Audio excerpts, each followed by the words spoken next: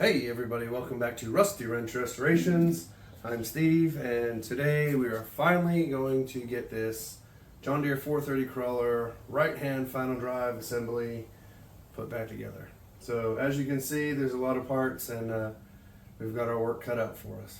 Like I mentioned, there's a lot of parts here, but to make this whole process a little easier, you can see I've kind of laid everything out just to try to make sure that everything stays in the right position and I'm not installing the wrong part in the wrong spot. Most of these are all different size bearings and races, so the chance of mixing one up is pretty slim, but this is just kind of my OCD kicking in and how I like to do things. So over here, got our handy dandy manual, which I always recommend, and basically these exploded view drawings will show the order in which these things go together. There is a procedure in here as well, which we'll follow, but I just want to kind of show you what I got going on here. So on the bottom outside of this final drive assembly, you can see I've got this shaft here with the flange for the sprocket. So we've got the axle, this cover plate, a gasket, we got a seal, a bearing race, a bearing cone, and a spacer. And then if you come back over here, I've got all those items laid out. I've got the axle with the flange, the cover, the gasket, the bearing cup or outer race, the cone or the actual bearing itself, and the spacer. And then it continues going in with the inner bearing and race, along with the attachment bolts, the spacers, and the inner cup. And then up here I have the upper end of the housing, right? So we just went through this whole bottom section across here. Now going from the top with the cover, gasket, bearings, and so forth. That's all up on this side of the blue line. So cover, shims, snap ring, bearing race, bearing, bull drive, bearing race, seal, clutch, snap ring. There's two of them. You kind of get the idea. So we got new gaskets for the final drive pan down here. I've got a transmission gasket I have to get on the crawler. I've got the new friction discs for the clutches. This is a piece that, I don't know if you remember a video when we were pulling the engine out, I broke this. So this has to get put in. New throwout bearings, springs for the clutch. This is my transmission input shaft seal. It's not leaking, but while I got it apart, I'm going to replace it. New boots and stuff for the brakes, ball bearings or balls for the clutch assemblies. We'll show you those when we get to that part. Gaskets for the vent caps, and then all the parts down here for the final drive itself, right? The main bull gear, the final drive housing, the clutch assembly. This is my old clutch here, so we're going to reuse this pressure plate, and we're going to reuse the steel discs.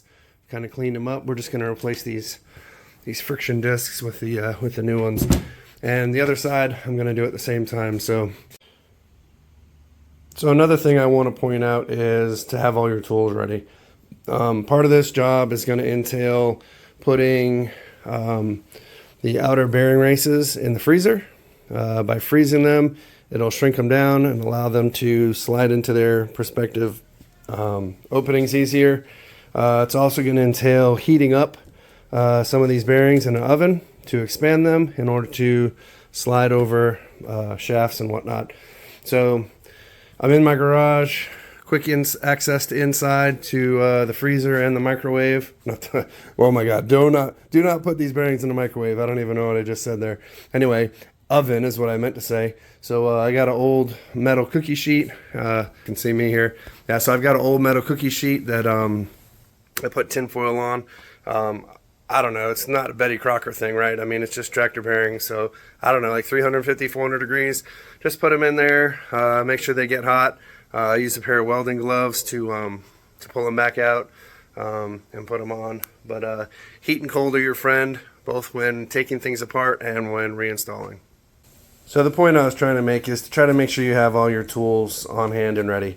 I've got a variety of different sizes of wood here. I use those both for, like this final drive is kind of a weird, awkward shape, right? So we can use it to prop up while we're, getting bearings in. You can use these pine pieces to drive bearings if needed. Assortment of hammers. This is our last resort. You don't want to use a metal hammer if we don't need to. I got a dead blow. Usually this one works pretty good, and a little brass drift type hammer. Lucas Red and Tacky, it's my go-to. Make sure everything's cleaned and greased. It goes together a lot easier with some grease, and then obviously plenty of rags, both regular and lint-free. So just have your parts and tools all readily available. Definitely will make this job a lot easier. One of the things I highly recommend is to run a tap down all of your holes anywhere where you have bolts, and get all those threads cleaned out. Years of rust and dirt and nastiness accumulating there, and just gonna fight you when you're done. Got this little nozzle for my air compressor. Just blow all the junk out of the holes, and it's gonna make your assembly a lot easier. Alright, let's get started. So the first step in this is going to be to install this oil seal into this retainer. And if you remember, this retainer sits just inside the hub of the shaft for the sprocket. There are 4 bolts that go through here. We want to make sure we get those 4 bolts and lock washers slid onto the axle shaft before we start completing assembly. Otherwise, we will not be able to get those bolts in. So just keep that in mind. Anyway, for this one here, really isn't much to it. I'm going to take some of this red and tacky grease, and I'm going to apply quite the amount inside here, just to give me the best possible opportunity of installing this seal without damaging it. So the problem with this seal is, one, it's very big in diameter, so that means that it can bend really easy. 2, it's not exactly the easiest seal to get. I was able to get a new old stock John Deere part. Anyway, there is a special tool to install this, which, surprise, surprise, I don't have. So anyway, this gets installed with this flat metal face down inside of the retainer. If you look inside here, there's a spring, and then on the side that goes inside, closest to what would be the sprocket, you can see there's 3 rubber lips on here. So the special tool basically allows you not only to install this, but once it gets installed on the axle shaft, it keeps these 3 rubber lips facing out, so that part of the seal actually keeps the oil in and the dirt and dust out. So anyway, no cuts or edits here. Let's just roll with this and see what happens. So this is nice and clean. I've got my interior surfaces of the retainer lubricated, and you just want to set this in there and get it as close to like level and squareness, whatever you want to call it, as you can. So the paint that's on this outer part of the seal is going to fight you a little bit, but anyway, you want to try to get this down as straight and flush as you can, right? So it's kind of like gambling here. Let's see what happens. So I'm going to use this 2x4, just pop in.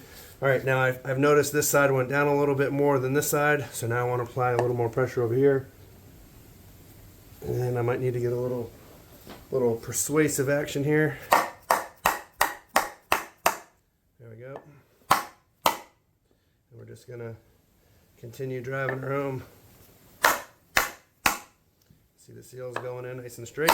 There we go. All right, so now it's almost there, but basically the lip of this seal is now flush with the lip of this retainer. And as you can see on the bottom, I still got about 1/4 of an inch to go. So now is where the finesse comes in. I'm just gonna have to get a smaller piece of wood here and just kind of keep driving around in a circle, and hopefully we can get this thing in without bending anything. So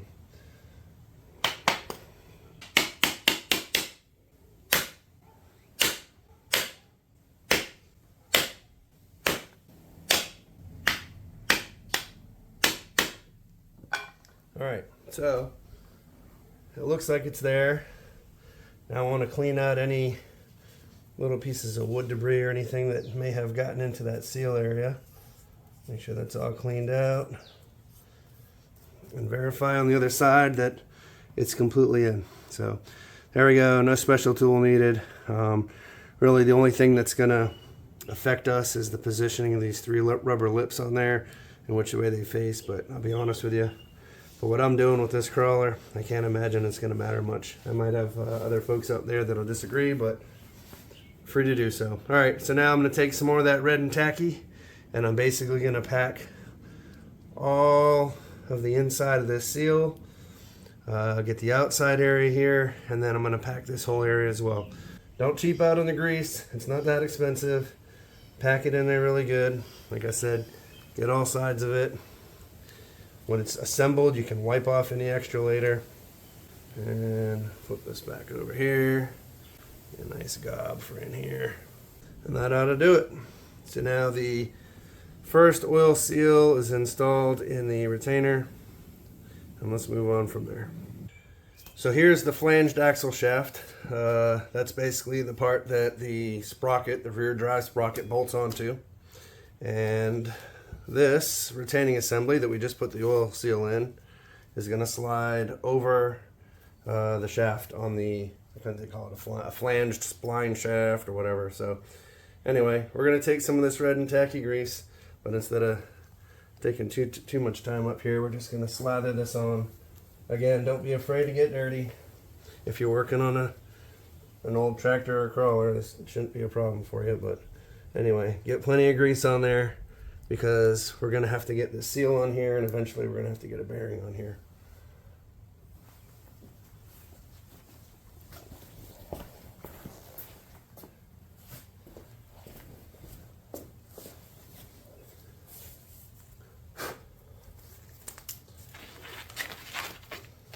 All right.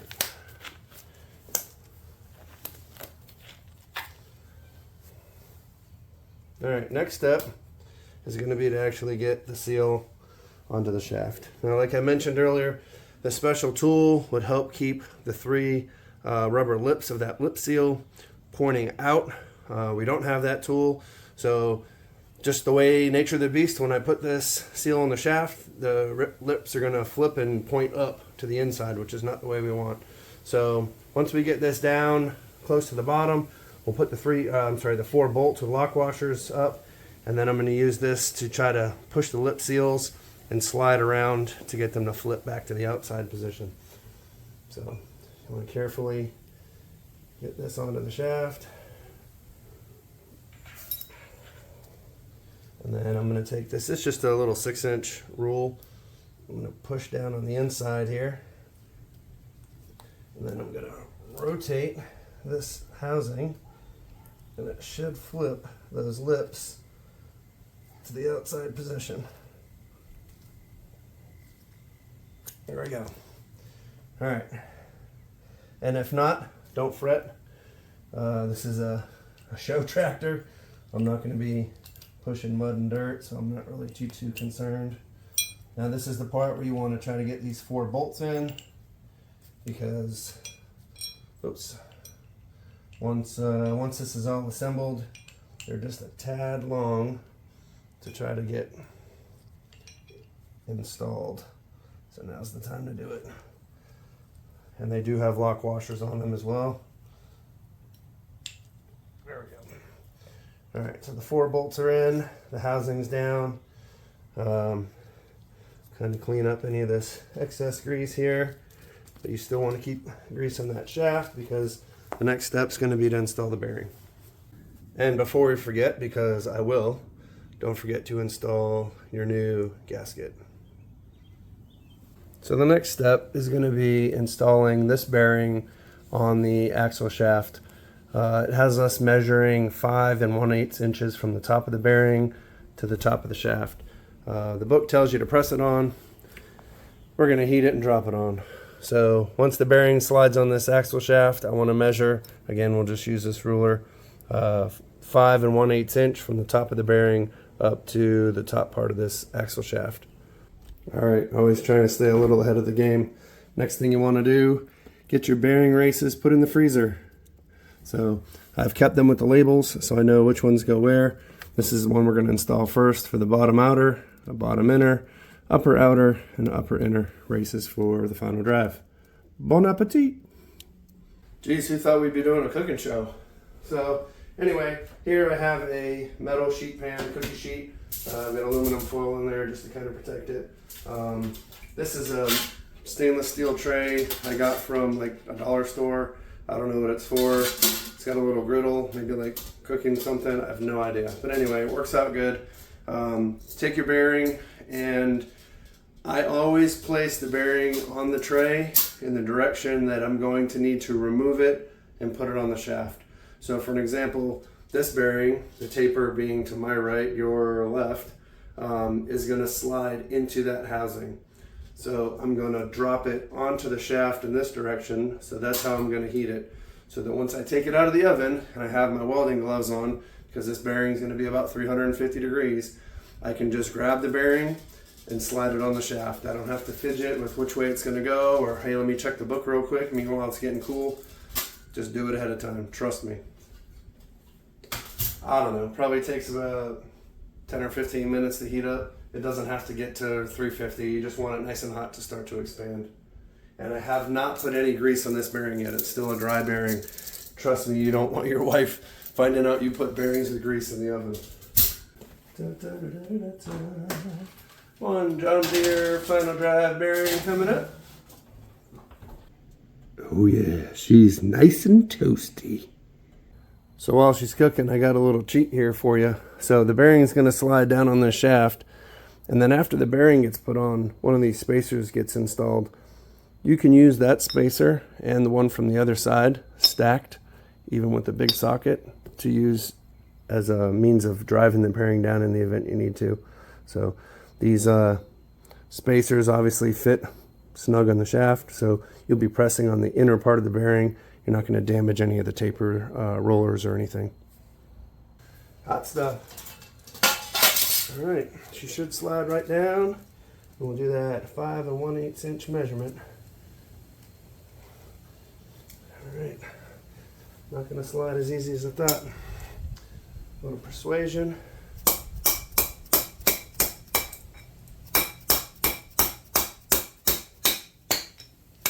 There we go. All right, let's get that measurement going here. I've already got this marked. Need to hit her down a bit more. Don't want to go too far. It'll be a pain getting it back up again. Oh, I think I went too far. It's all right, still warm, it should move. Let's see, that actually looks right about it. Oh, she's good there. Let me check this side. 5 1/8 inches, that looks dead on. All right, so we'll just let her sit and cool off for a little bit. While we're waiting for it to cool down a bit, it's a good time to take some of this grease and start packing it in there. And just so we don't get too far along and forget, we're gonna take one of those spacers and slide that in on top of the bearing. So this assembly is now ready to install into the final drive housing. However, our final drive housing is not ready yet. So the bearing races are in the freezer, and those need to get installed into the final drive cast housing before we start assembling this stuff.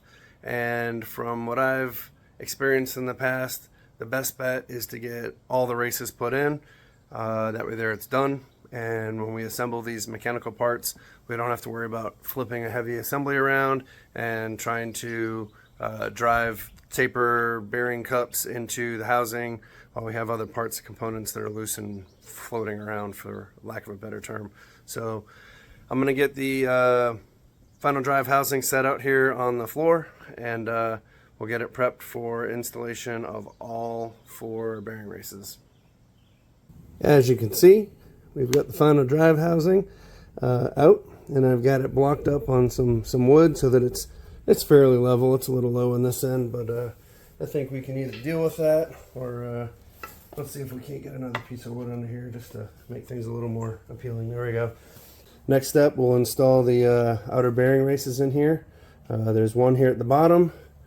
There's another one up here at the top. We'll flip it over to get this one down inside here. You can see there's already a little piece missing out here. Somebody broke this at one point, but that's not going to affect us. We're going to roll with that. And then the outer cap that goes out here, there's another one that goes inside there. So 4 bearing races to install. Looks like these guys are about done chilling in the freezer. So before I run in the freezer and grab that bearing race, I'm going to take some more of this red and tacky. We're going to give a nice coat inside here. For outer bearing race number 1, nice and cold. Let's see how she goes. Look at that. Almost got it in my hand. Grab my 2x4, give it a good whack. That's it. She's in. Yep, you guessed it. More red and tacky grease. Just to use as a little persuasion.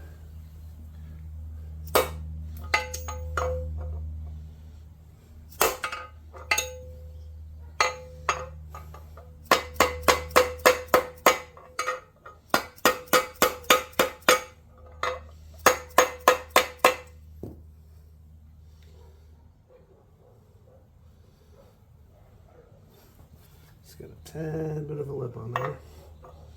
See if we can give it one good whack. There we go. Don't want to go too crazy. Don't forget this is all cast. And that's it. Alright, next one is going to be for the upper outer bearing cap housing. We'll put the race in there. You guessed it. Lucas red and tacky. Alright, upper outer, got a nice frost on it.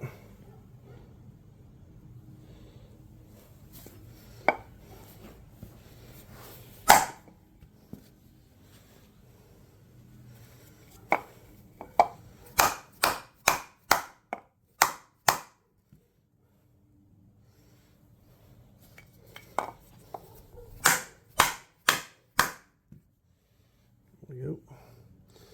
Get a little more love on that one real quick. Watch your fingers. Alright. Good to go. So, we've got 3 of the 4 taper bearing outer races in.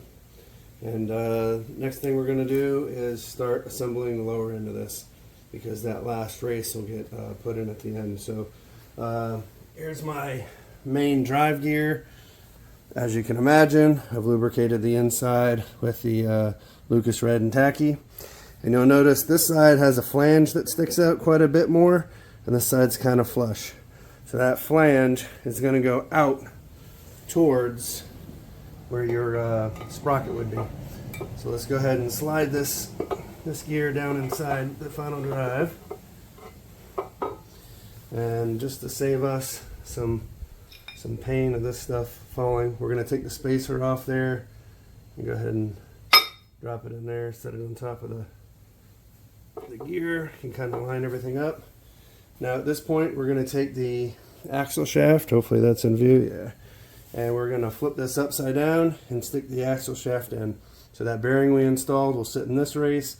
This shaft is going to go through that spacer, and these teeth are going to engage with the teeth inside that gear. We'll bolt down these 4 bolts, flip it over, and put the last bearing on the bottom end on the other side. Alright, there's my axle assembly. We will flip it upside down, slide this through the spacer, and then when I get to the gear, there we go, you just spin it until the teeth engage in the gear. Looks like the bearing's sitting in there well. I'm going to move this retaining housing with the seal down. Remember, we already installed that new gasket. And basically, we'll just line the gasket up with the bolts and tighten everything down. So I got those 4 bolts tightened up and flipped the whole entire final drive assembly over. And now we're going to install the bearing on this part of the shaft, then the bearing race, and the cover that goes on the end. Don't forget to install washer L. I swear, if it wasn't for bad luck, I wouldn't have any.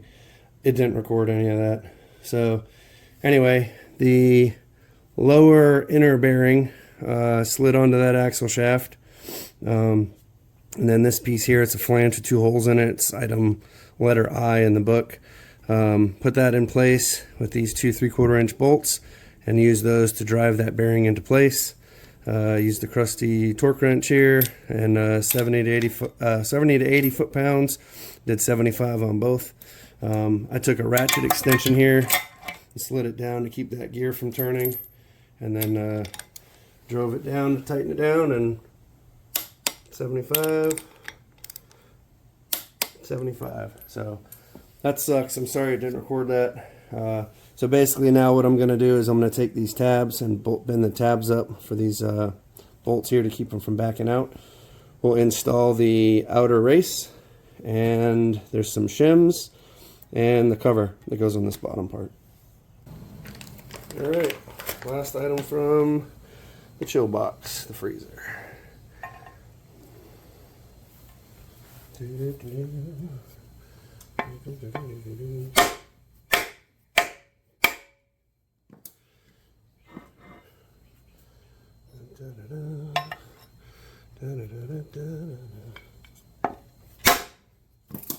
Alright, so you can see that drove the outer race down, got the bearing installed, and centered this drive gear. I can get a good shot here inside that final drive housing so that it's not rubbing on the top or the bottom. So we'll do some shim work to figure out bearing play and get this cap installed. Alright, well, there she is, back together. Spins nice and easy. Alright, well, here's a look of a defeated guy today. So we got this whole bottom part done. Everything's good. I was just kind of prepping stuff for the video for tomorrow, putting the upper quill shaft in and the clutch assembly and everything. And when I went to go do a dry fit of this smaller upper gear, I realized that, well, I'll just show you over here, it doesn't match up. So here is, let's see if I can get this without crushing my fingers here. This is the old bigger bull gear drive gear that was in my old final drive housing. I got this new final drive housing because the other one was cracked, and it came with a new axle and retainer piece and bull gear. So my old bull gear that I took out has 55 teeth. This new one that we put in today, 63. So this small gear that's supposed to go with my 55 gear tooth gear, which you can see it rolls and works really good, it's got 14 teeth. So this small gear that's supposed to belong with this 63 tooth gear has 16 teeth. So those are the older serial number tractors, right? So newer ones, specifically 430 as well, come with the 55 and 14, vice the 63 and 16. So, two options. One, get a 16 tooth gear, which are very hard to find, and insert it and put this final drive together with the 16 and 63, and every time I drive my crawler it will constantly be wanting to drive in circles, and I'll have to correct with steering and it'll be a nightmare. So we're not going to do that. Course of action number two is, I hate to say it, I get to tear this final drive back apart again, take out this 63 tooth bull gear and put in the 55 tooth. I know it looks like shit. It'll clean up. I'm not worried about that. This one looked like that too. It's really not worn or anything, but just the hassle having to get back in here and pull out bearings and mess with this seal again. So we'll see how much destruction there is tomorrow taking this back apart. I'm not going to video all that because I'm probably just going to get mad and it's nothing y'all want to see. But anyway, I'm going to get to the point where I get this gear swapped out, and we'll resume in the next video putting the upper quill shaft and steering clutches together. So it might not be for a few more weeks because I'm sure when I go to pull these bearings out, they're going to get messed up and I'm going to have to order more bearings. So welcome to my world.